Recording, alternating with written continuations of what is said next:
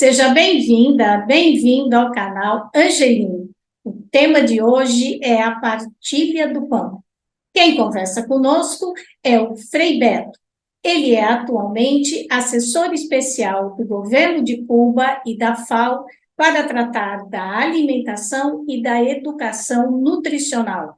Foi o assessor especial do Fome Zero aqui no Brasil, fundou o RECID, Rede de Educação Cidadã. Também foi assessor especial do então governador Flávio Dino, no Maranhão, para ajudar a melhorar o IDH do Estado. Escreveu 74 livros publicados no Brasil e no exterior.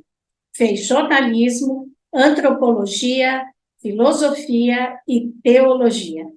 E antes de começar essa nossa conversa, eu te faço aquele convite. Se você ainda não é inscrito, faça sua inscrição aqui no canal Angeline, acione o sininho, faça seus comentários e também nos acompanhe pelo Spotify, o Facebook, o Instagram e o nosso site. Participe do nosso propósito, disseminar a cultura do encontro e a cultura da paz.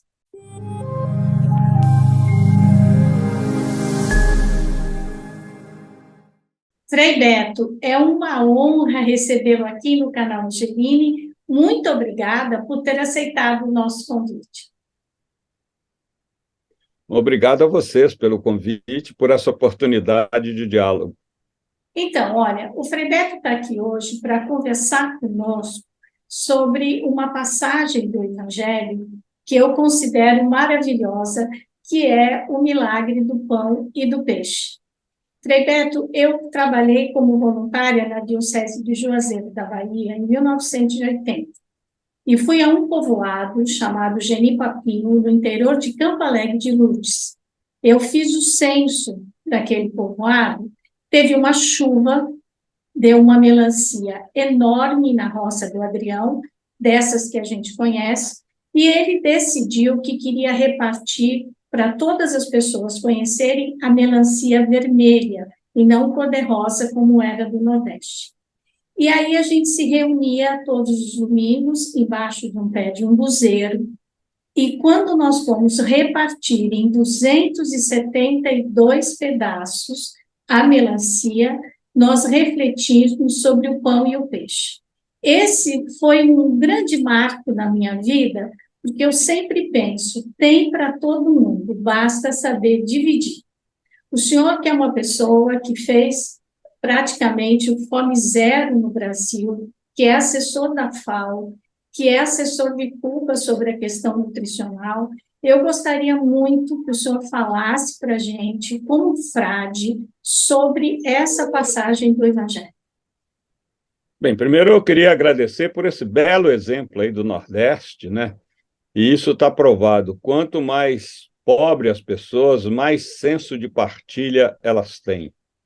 Eu morei 5 anos numa favela em Vitória, no Espírito Santo, no Morro de Santa Maria, e presenciei esse espírito de partilha, de divisão dos bens. As pessoas são muito solidárias e foi isso que fez com que muitas famílias fossem sustentadas durante a pandemia, não tanto por doações de fora, mas por partilha dentro da comunidade. De fato, nós temos nos evangelhos a descrição daquilo que equivocadamente nos foi ensinado como multiplicação dos pães. Por que isso? Porque essa expressão consta nas edições de algumas Bíblias. Devo dizer que os intertítulos das Bíblias, eles não constam do texto original, eles foram incluídos ali pelos editores. Assim como a divisão, por exemplo, do Evangelho de Mateus ou de Marcos em capítulos e versículos, é um recurso didático para facilitar a consulta e a citação.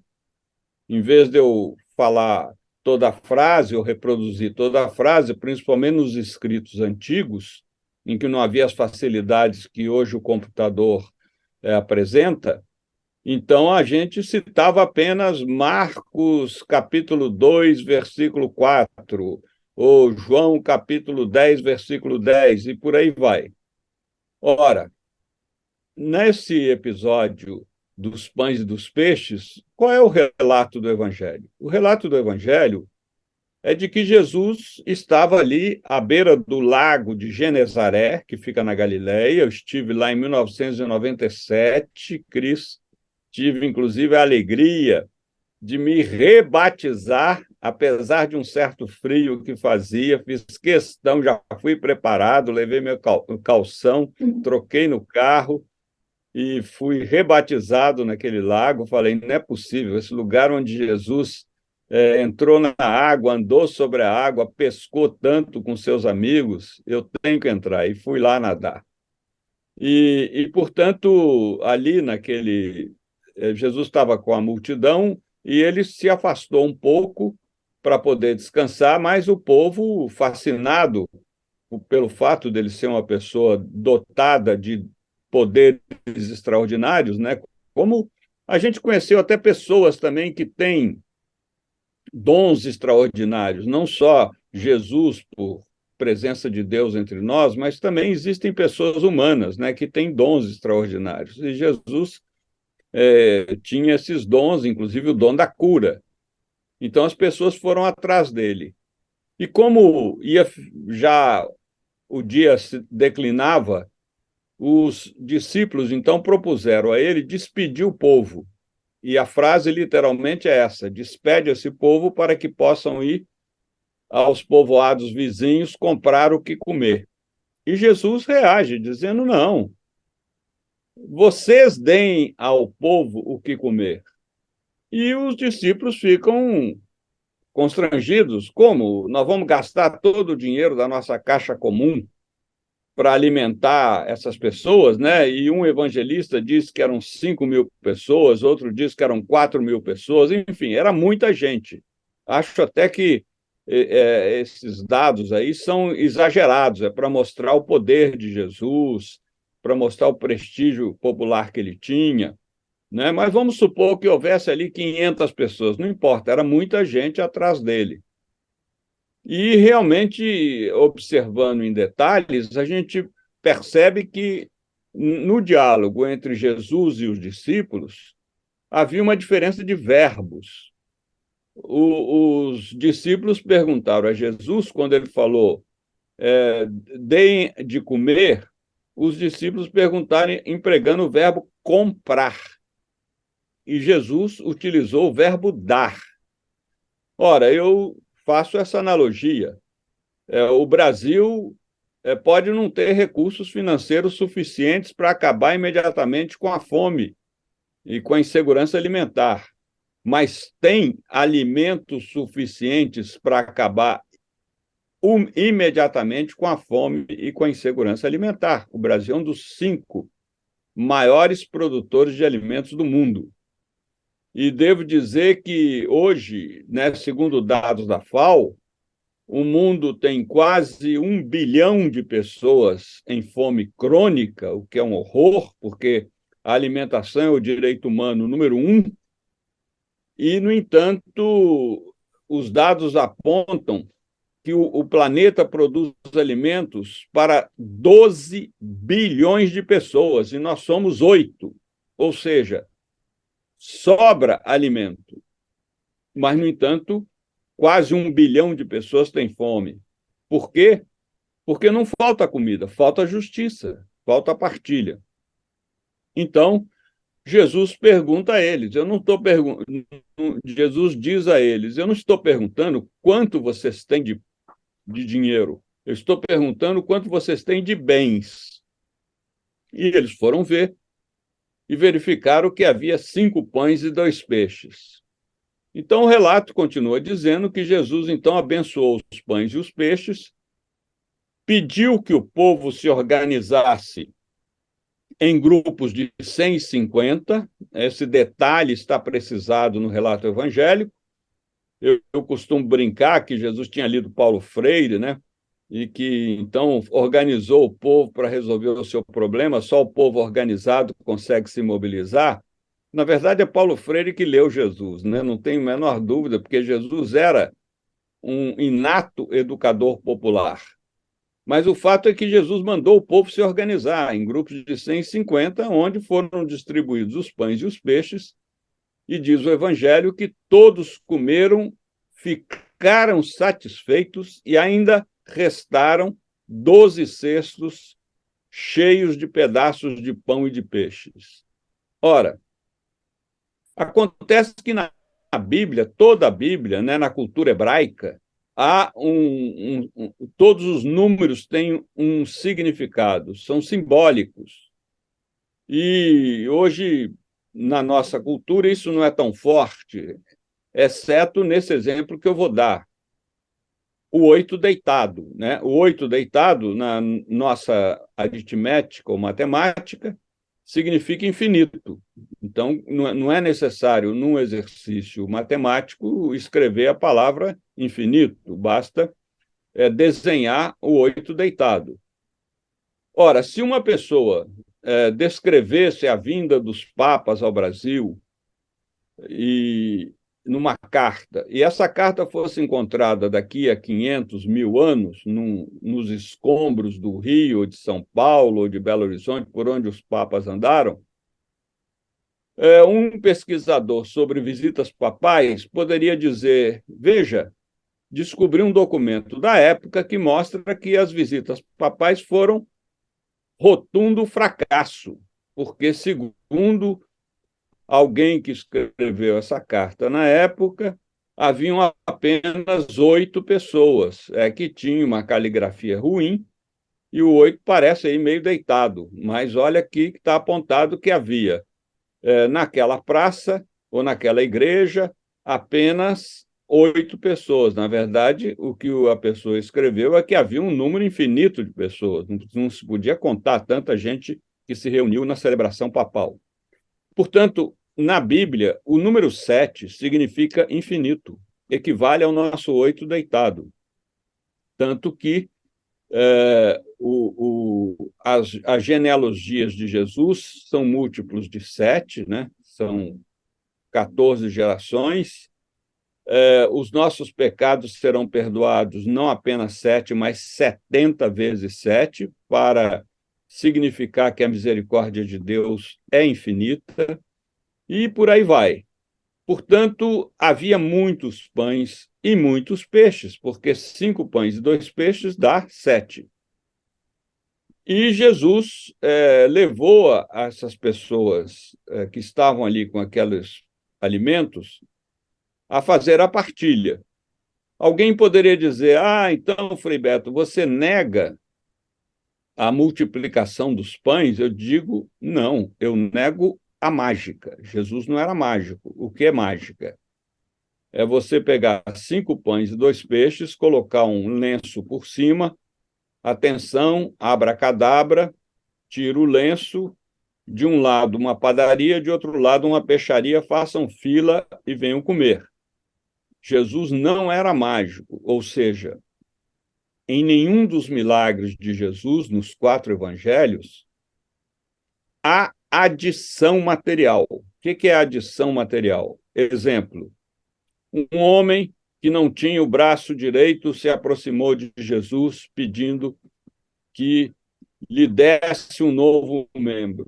E Jesus pegou um pedaço de pau e colocou no ombro daquele homem, soprou, e o homem saiu feliz com seu novo braço direito. Isso não existe. Não existe nenhum milagre de adição. Mesmo na ressurreição de Lázaro, que era muito amigo de Jesus, ali estava o corpo. Então, todos os milagres são de revitalização, não há acréscimo. E, portanto, não se justifica alegar que ali na multiplicação dos pães houve acréscimo de unidades de pão e unidades de peixes. Isso é usado pelos conformistas, os comodistas, que querem justificar a sua indiferença criminosa diante da fome alheia. Eu não posso fazer nada, porque se eu fosse Jesus, eu poderia multiplicar os pães e os peixes, mas eu não posso fazer nada. Quando eles não se dão conta de que é a ganância de uns poucos que produz a miséria de muitos. E, portanto, como eu disse, alimentos não faltam, o que falta é justiça. Você vê esse escândalo de pessoas com fome à porta de supermercados abarrotados de alimentos. E muitas vezes esses alimentos chegam ao prazo de validade e sequer a rede de supermercado, as barracas do mercado, se dão ao ato misericordioso de justiça de distribuir às pessoas que têm fome. Isso, infelizmente, acontece. Ora, o que levou Jesus à partilha é o seguinte: alguém poderia também dizer, não, Frei Beto, você então nega o milagre? Eu falo, não, eu nego a mágica. Milagre houve. Porque o que é o milagre? É o poder que Deus tem de alterar o rumo natural das coisas. E onde esse poder age? No coração humano. Ou seja, Jesus levou aqueles ambulantes que ali se encontravam com seus cestos cheios de pães e peixes, porque naquela época acontecia o que acontece hoje, quando muitas pessoas se reúnem numa praça, seja para um comício político, um show, seja para um espetáculo, seja por um ato religioso, logo em volta surgem vendedores ambulantes, né? Surgem carrinhos de pipoca, de sanduíche, de empada, de pão de queijo, enfim, refrigerantes. E também isso acontecia no tempo de Jesus e antes do tempo de Jesus. Ou seja, o que não havia é carrinhos. E, portanto, o que predominava ali naquela região, à beira do lago, eram pães e peixes. Portanto, o milagre foi Jesus levar aquelas pessoas que estavam ali para vender os seus produtos a partilhar os produtos, o que permitiu que todos comessem, saciassem a fome e ainda sobrassem 12 cestos com os restos. A fome do povo não é uma questão que dependa só do Estado, de nós, igreja, né? Todos nós cristãos temos também que assumir essa gritante injustiça que é haver seres humanos, filhas e filhos de Deus, padecendo do direito humano número 1, que é a alimentação. Então, Frei Beto, tá certo, né? Tem para todo mundo, basta que a gente saiba compartilhar, partilhar, dividir, não é isso? Exatamente, exatamente. Eu acho que é esse o espírito que nós temos que ter. Lutar por um mundo de partilha, porque eu posso dar hoje um prato de comida a uma pessoa faminta, mas ela vai ter fome à noite, ela vai ter fome amanhã. Não resolve. Claro que para quem está. O Betinho dizia que a fome é ontem, é verdade.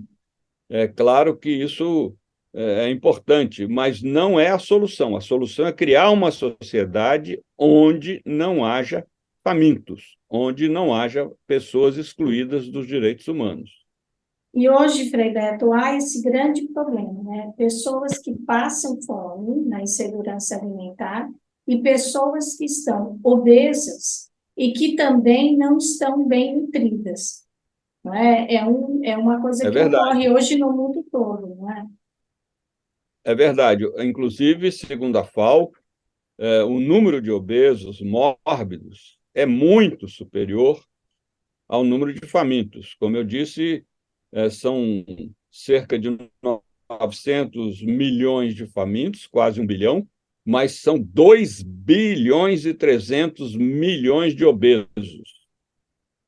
É evidente que há obesos que o são por razões de DNA, outro por razões de enfermidades, distúrbios glandulares, mas há muitos obesos que o são por razões de gula, por razões de excesso de alimentação sem compensar com exercícios e etc. Então, realmente, é um escândalo que haja tantas pessoas nessa situação e virou uma epidemia, né? Uma questão de saúde pública, a obesidade hoje no mundo.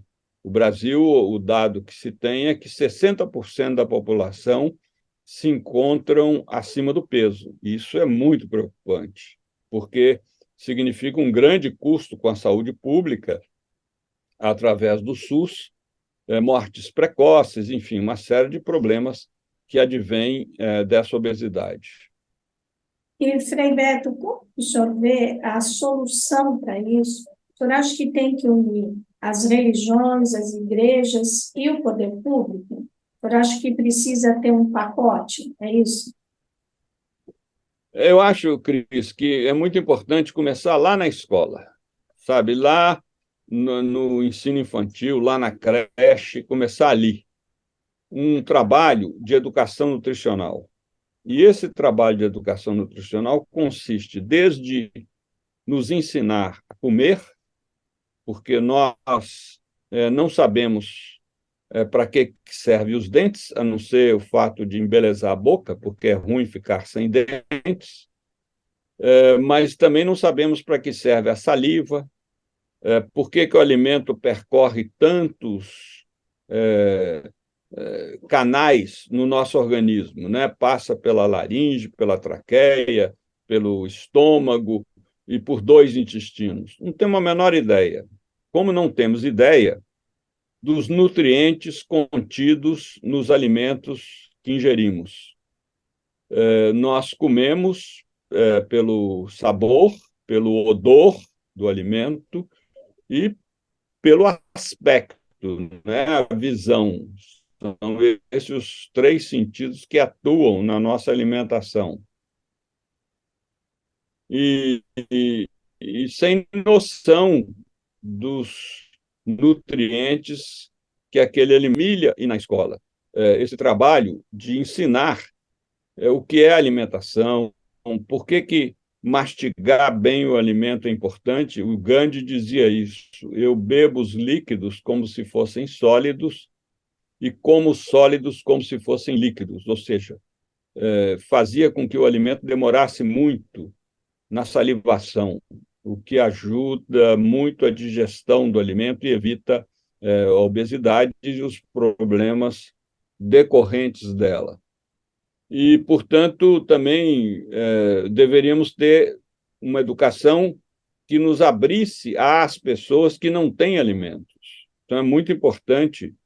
Por exemplo, tem escolas católicas que fazem os alunos trazerem alimentos para pessoas que vivem em situação de rua, e eles mesmos preparam as cestas básicas e eles mesmos distribuem essa cesta básica, tendo um contato humano com os receptores que vão àquela escola uma vez por semana buscar a sua alimentação, ou, como acontece aqui no nosso convento, preparamos as segundas-feiras com um grupo de voluntárias e voluntárias da paróquia alimentos para cerca de 200 pessoas que vivem em situação de rua.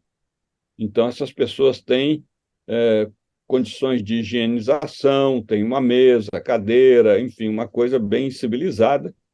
E, como eles dizem, né, a gente gosta de vir aqui, Frei, porque justifica a gente ter dente.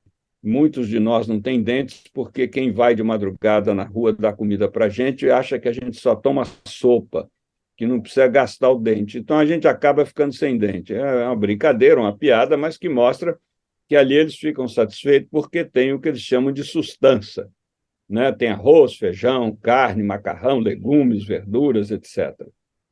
Então, é muito importante essa educação, ela deve começar na família e na escola. Se nós tivermos esse trabalho de educação, muitos problemas de saúde serão evitados e as pessoas aprenderão, sobretudo, a lidar com o alimento numa dimensão social, numa dimensão de partilha, numa dimensão de se colocar no lugar do outro que é privado de alimento. Não há nada mais humilhante, né, porque nenhum ser vivo, seja uma planta, seja um gato, um cachorro, pode viver sem alimento, né?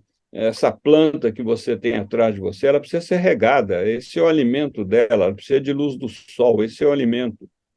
Então, a alimentação, a falta de alimentação é gritantemente injusta.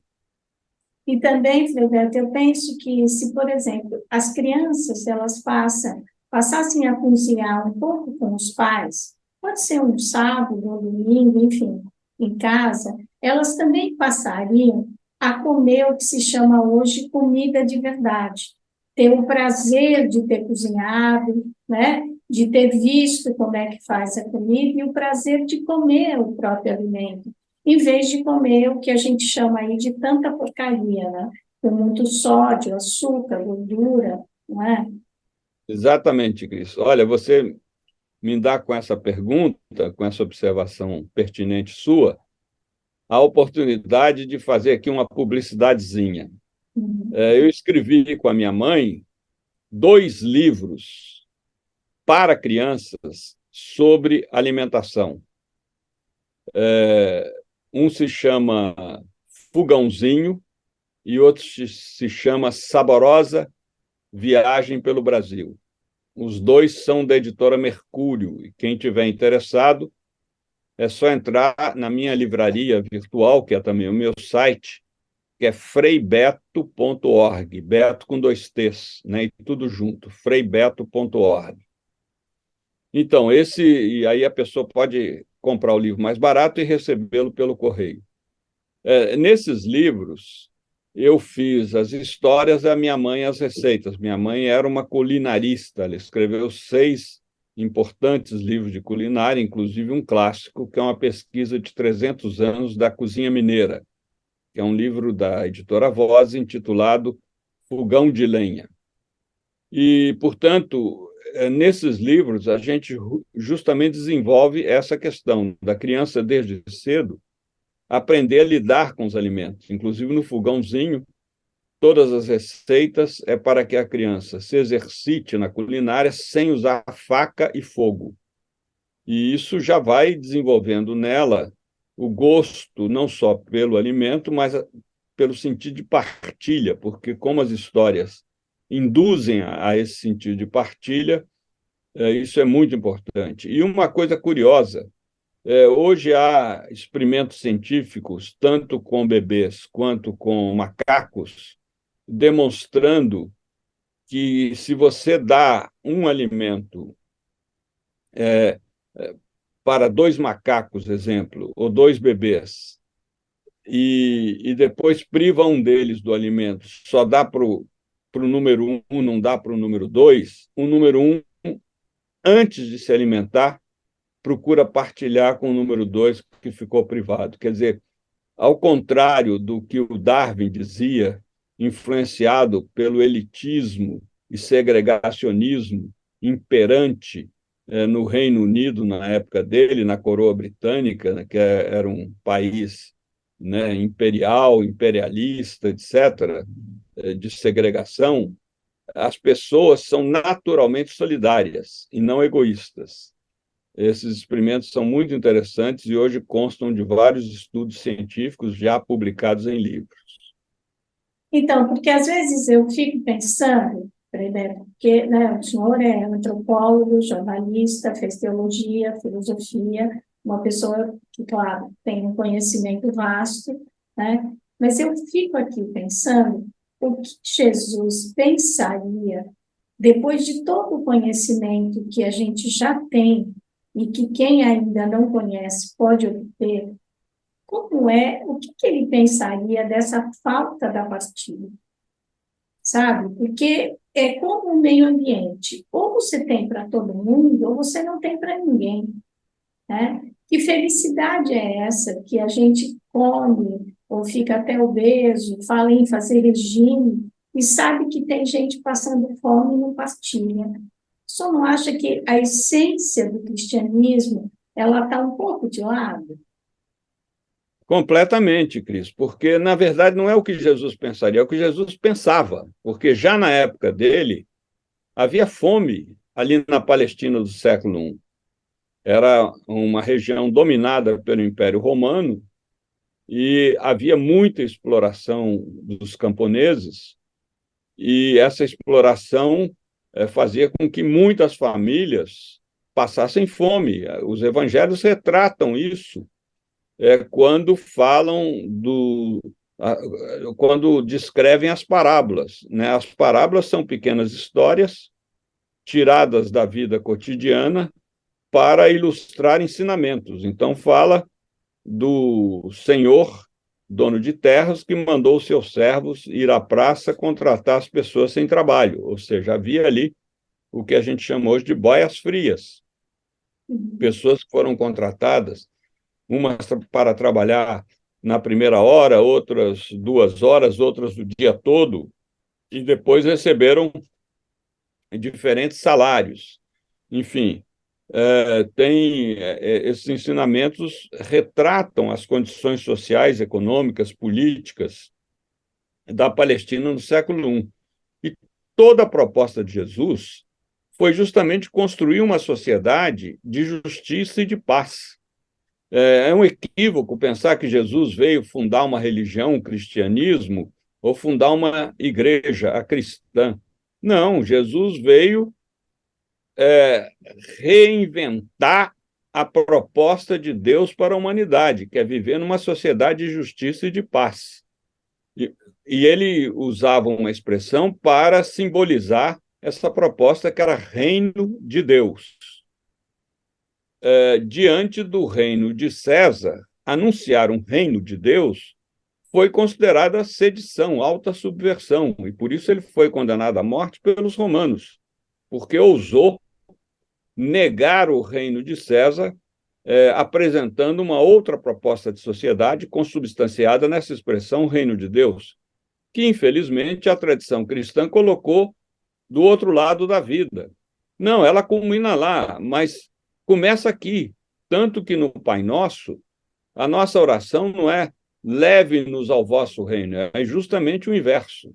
Venha a nós o vosso reino. Então, o reino é uma proposta para esse mundo no qual vivemos. E Jesus, ele nos ensinou a plantar, a semear as sementes do reino, com perdão da redundância, ou seja, no sentido de criar movimentos sociais, ONGs, experiências de partilha, já é ensaiar, lançar sementes desse novo projeto de sociedade, onde, como diz os Atos dos Apóstolos, não haja, entre eles não havia necessitados.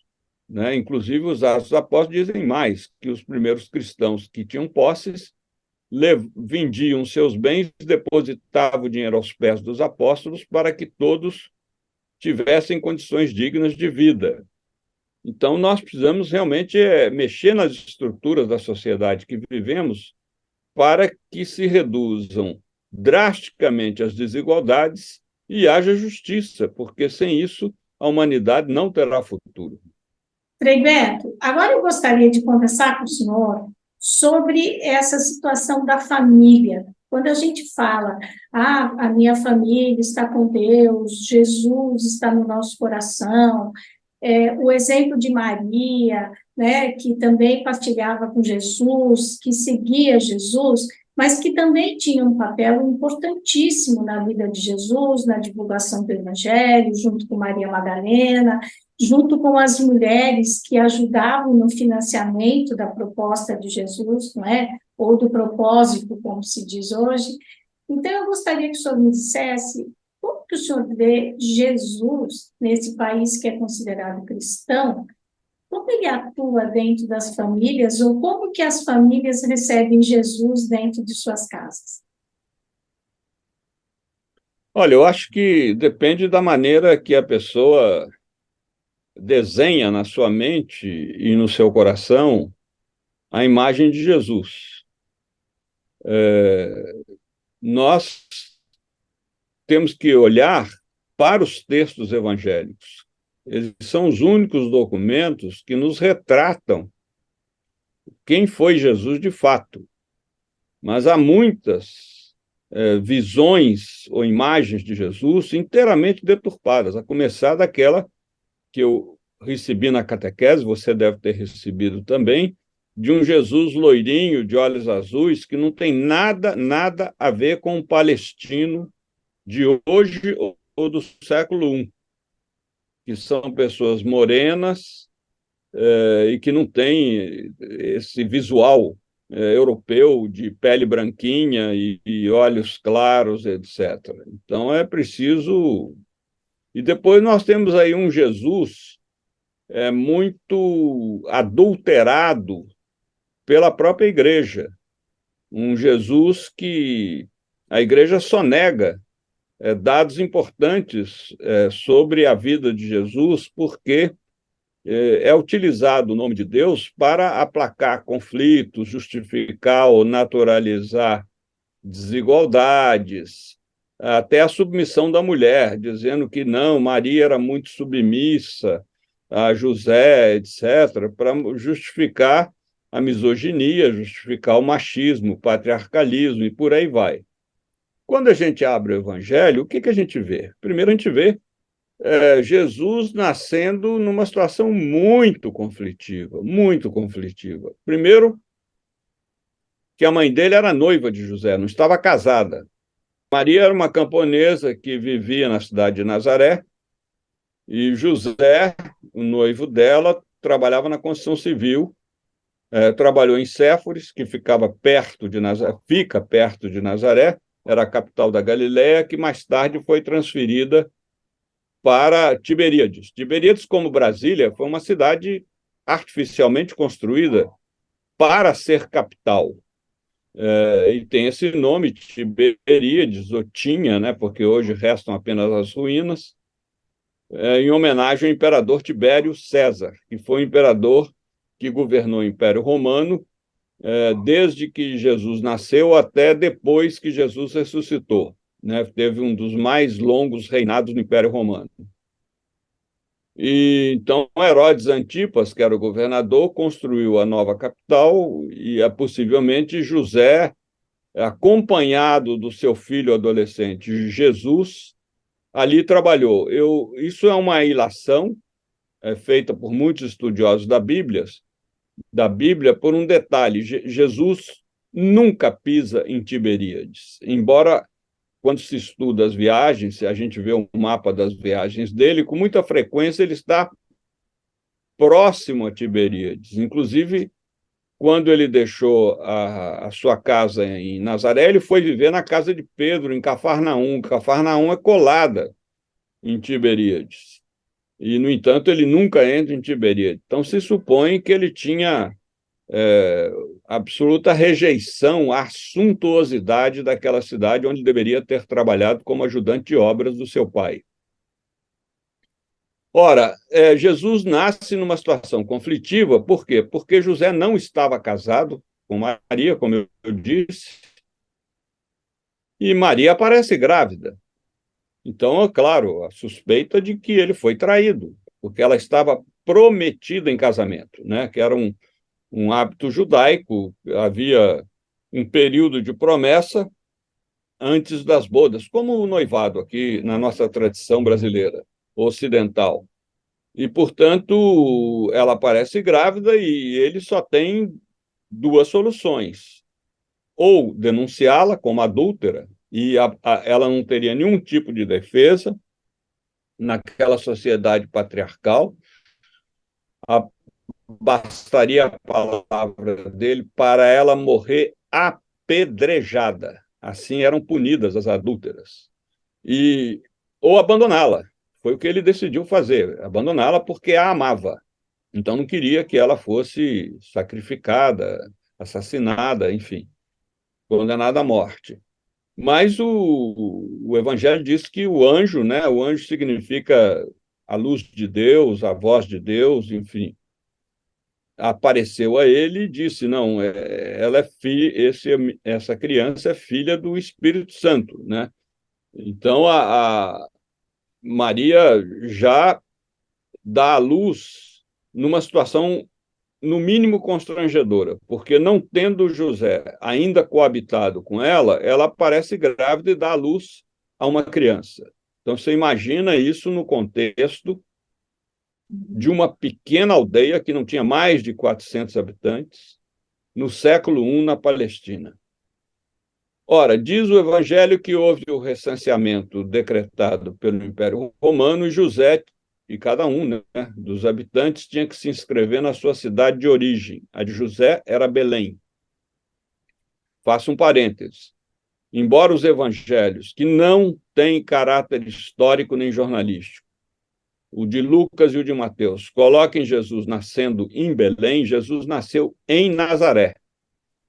Mas como eles têm caráter religioso, teológico, e como o Messias, esperado pelo povo de Deus, nasceria em Belém, que era a cidade do rei Davi, então os evangelistas, esses dois citados, dão um jeito de Jesus nascer em Belém, mas ele nasceu em Nazaré. Mas vamos lá.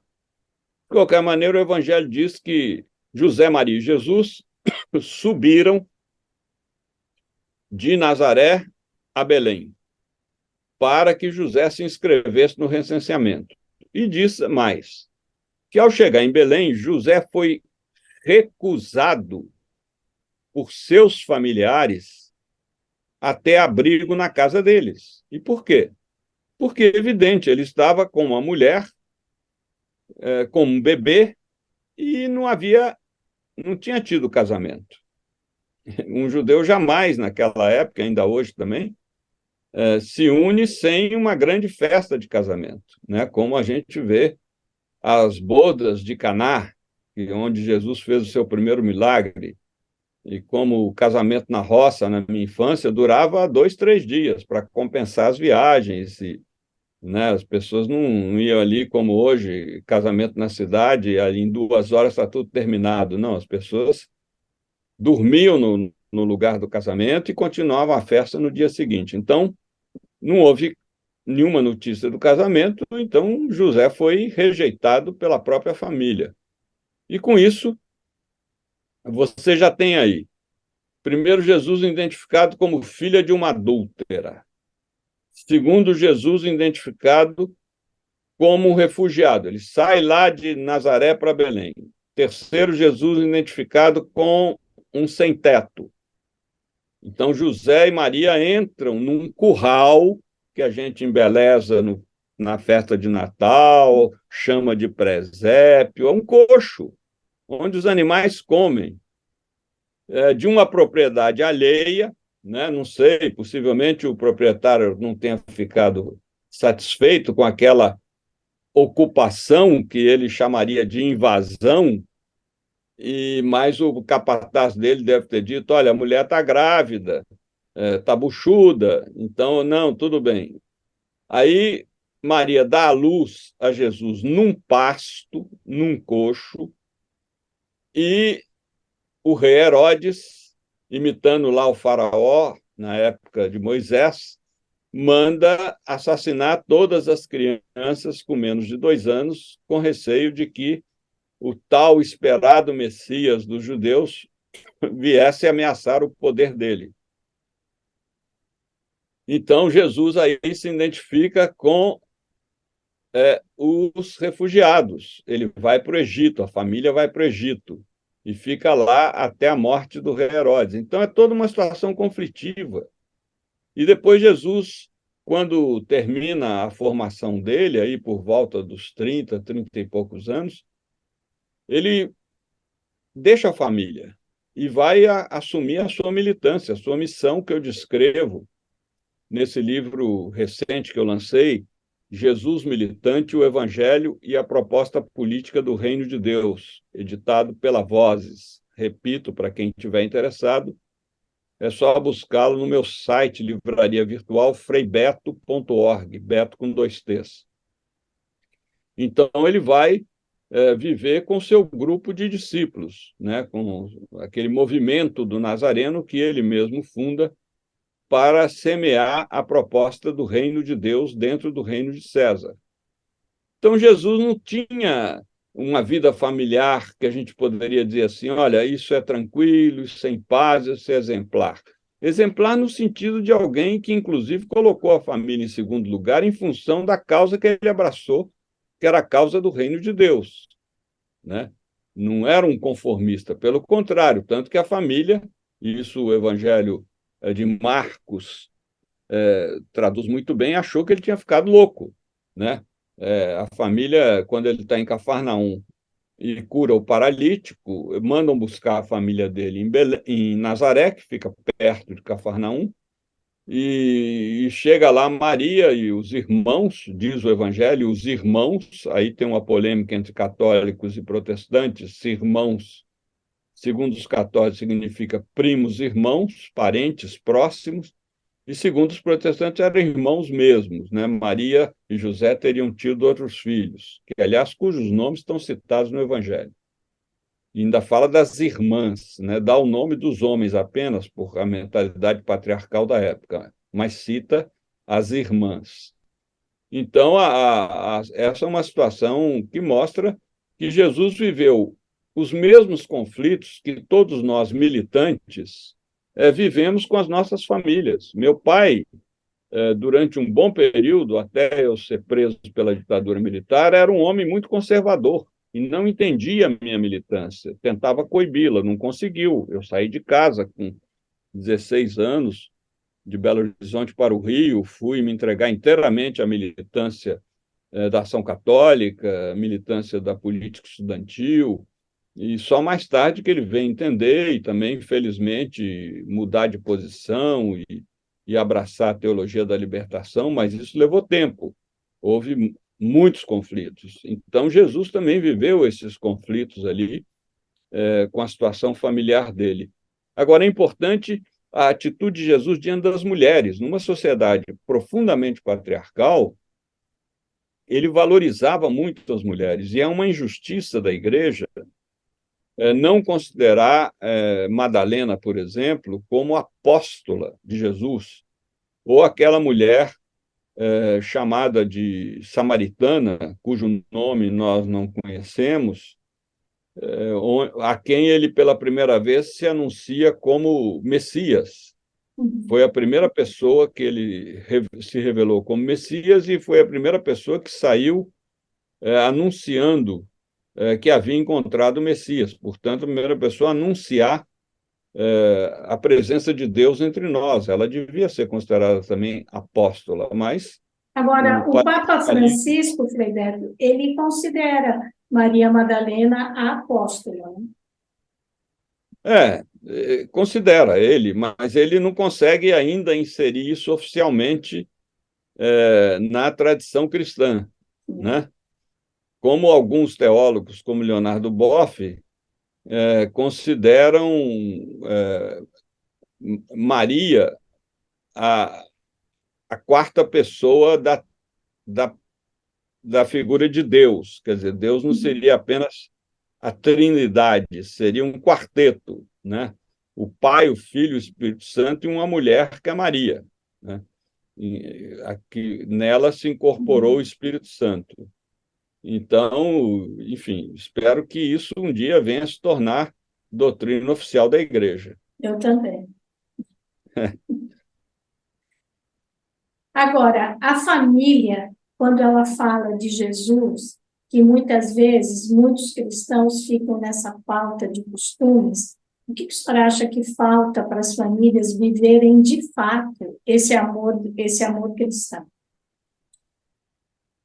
Bem, eu acho que se unir os pobres. Eu acho que a gente só consegue viver a proposta do Evangelho quando a gente assume algum compromisso com os mais pobres. Eu não falo só de você ser justo com as pessoas que trabalham contigo, por exemplo, muitas famílias aí de classe média têm faxineiras, têm cozinheiras, e muitas vezes pagam mal, sabe? Não registram, só negam, desconfiam quando some um objeto da casa, sem nenhuma justificativa, nenhuma prova, e por aí vai. Então, sabe, é preciso mudar essa atitude, é preciso ter mais respeito, é preciso ir além da legislação trabalhista e, na medida do possível, remunerar melhor, tratar com dignidade e chegar, inclusive, ao exemplo de três amigas minhas que são irmãs e elas nunca se casaram, professoras de universidade, e elas adotaram uma prática, eu não conheço similar. Todas as mulheres que foram trabalhar naquela casa, sejam como cozinheiras, sejam como faxineiras, elas propiciaram a educação escolar delas até a universidade. Até a universidade. Maravilha. Ou seja, você não vai ficar aqui o resto da vida sendo faxineiro e depois se aposentar aí, não. Você vai, a menos que a pessoa não queira, mas elas propiciaram o curso de inglês e tudo, enfim. Isso é absolutamente fantástico, a promoção humana. Agora, por outro lado, também, eu acho que uma família hoje tem que educar os seus filhos na sensibilidade social. E como se faz isso? Indo lá ver o trabalho do padre Júlio Lancelotti, levar a criança para ajudar a distribuir cesta básica, visitar um acampamento, um assentamento de sem terra, sabe, ir a uma ocupação do MTST, que são sem teto, visitar uma moradia popular. Enfim, eu acho que a escola deveria também promover isso. Até existem escolas que o fazem, viu, Cris? É importante sublinhar isso. Escolas que têm vínculos de solidariedade com sem-teto, com sem-terra, e levam seus alunos, inclusive em período de férias, para passar fazer uma temporada num assentamento do MST, no sul ou no norte do país, e participando ali das atividades. Isso muda completamente a cabeça dos adolescentes, né? Eles ficam muito tocados, porque uma coisa é ouvir falar do que essas pessoas representam, só que o discurso que nós ouvimos é um discurso da elite. Nós sofremos uma deseducação política 24 horas por dia, através dos grandes meios das redes digitais, e muitas vezes temos essa visão preconceituosa diante do oprimido. E isso só pode ser superado se a gente conhecer a versão, que significa conhecer a vida real do oprimido. Aí sim, se nós temos um mínimo de sensibilidade, nós seremos tocados e a nossa cabeça haverá de mudar, né? Sem dúvida nenhuma. Porque, como diz o pastor Henrique Vieira, né, que agora é deputado federal, o amor é um caminho difícil, mas eu diria que necessário, né? Exatamente, é Então, para fundamental. conviver dentro do amor e dentro do amor cristão, exige de cada um a compreensão, a misericórdia, né? E a compaixão e poder se colocar no lugar do outro. Senão, como eu sempre digo, Frei Beto, o que a gente veio fazer aqui? É. Você disse muito bem, o amor é uma questão de atitude, não é uma questão de meros sentimentos, né? E é preciso ter atitude de justiça, principalmente justiça, que é o principal fruto do amor.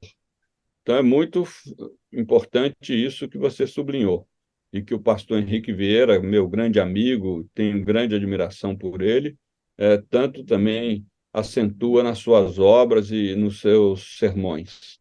Eu creio que isso é fundamental, a gente poder ter atitudes de justiça, porque são elas que traduzem a efetividade da nossa atitude amorosa. Por isso que Jesus fala que a gente deve amar os inimigos. A gente fala, como é que eu vou querer bem a uma pessoa que eu odeio? Eu falo, não é, você não... Primeiro, tente não odiar por uma razão muito simples, né? O ódio destrói primeiro quem odeia, nunca quem é odiado. A pessoa se corrói por dentro. Agora, segundo, quando Jesus fala amar os inimigos, não é passar a mão na cabeça deles, é justamente lutar para que eles deixem aquela condição na qual fazem muito mal, né? É preciso mudar essas condições que criem torturadores, que criem assassinos, que criem... Isso é amá-los, fazer com que eles deixem essa persona perversa que eles encarnam, né? E passem a ser pessoas generosas, bondosas e reconheçam os seus crimes e as suas falhas. Isso é que é o amor ao inimigo. É verdade. Agora, Frei Beto, o senhor que é assessor da FAO, que vê como um todo essa questão da fome no mundo, e parece que agora não há solução. Às vezes a gente olha muitos moradores de rua, em todos os lugares do Brasil, né, principalmente, a fome na África.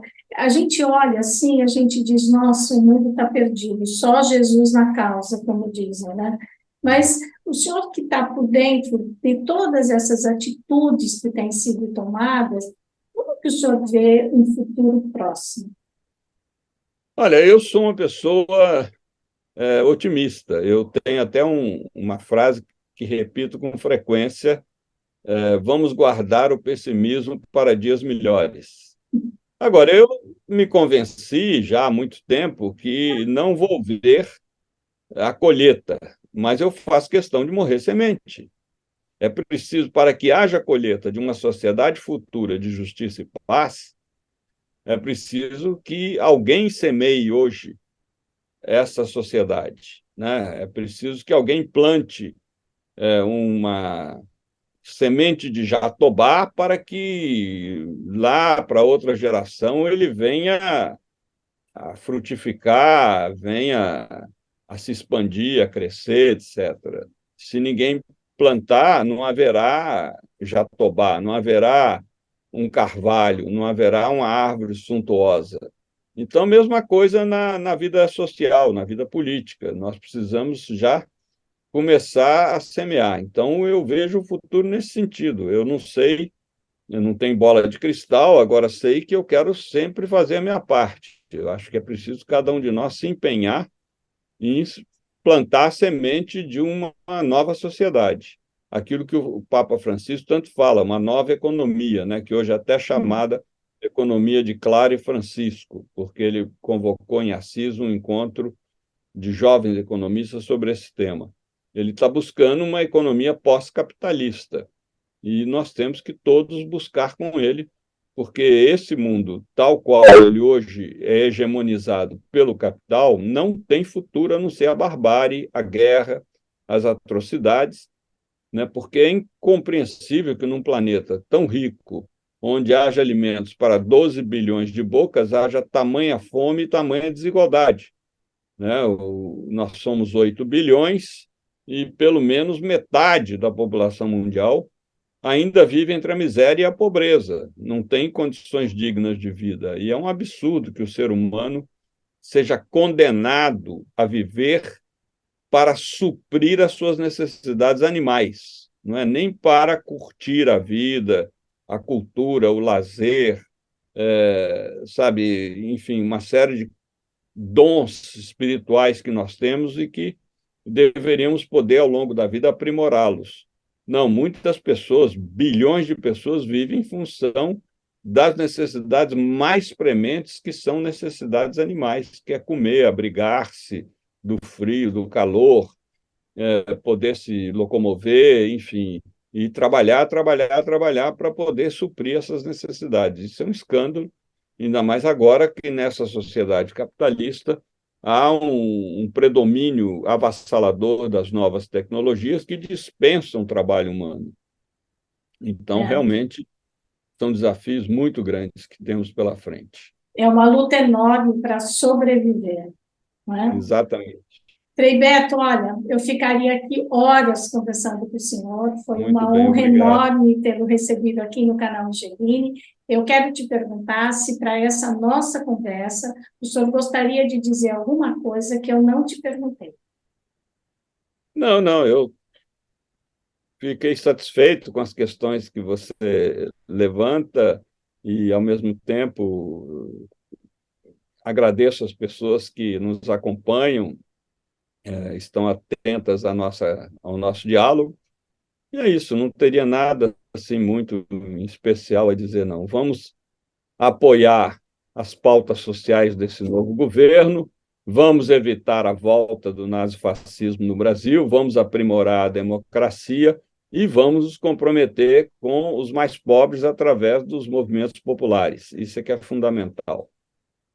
Muito obrigada. Eu agradeço imensamente ao senhor o seu tempo, que eu sei que é precioso, mas agradeço principalmente o seu trabalho, né? O senhor é uma pessoa dinâmica, uma pessoa que está sempre nos dando luz, né, para poder enxergar esse caos que muitas vezes vivemos.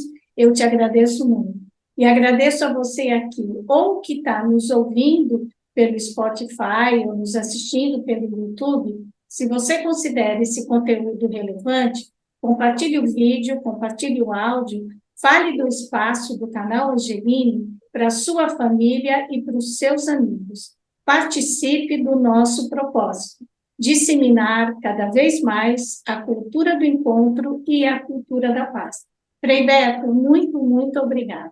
Muito obrigado a você, Cris. Tchau a todos. Tchau, obrigada. Obrigado. Que Deus nos abençoe e encoraje. Tchau. Amém, obrigada.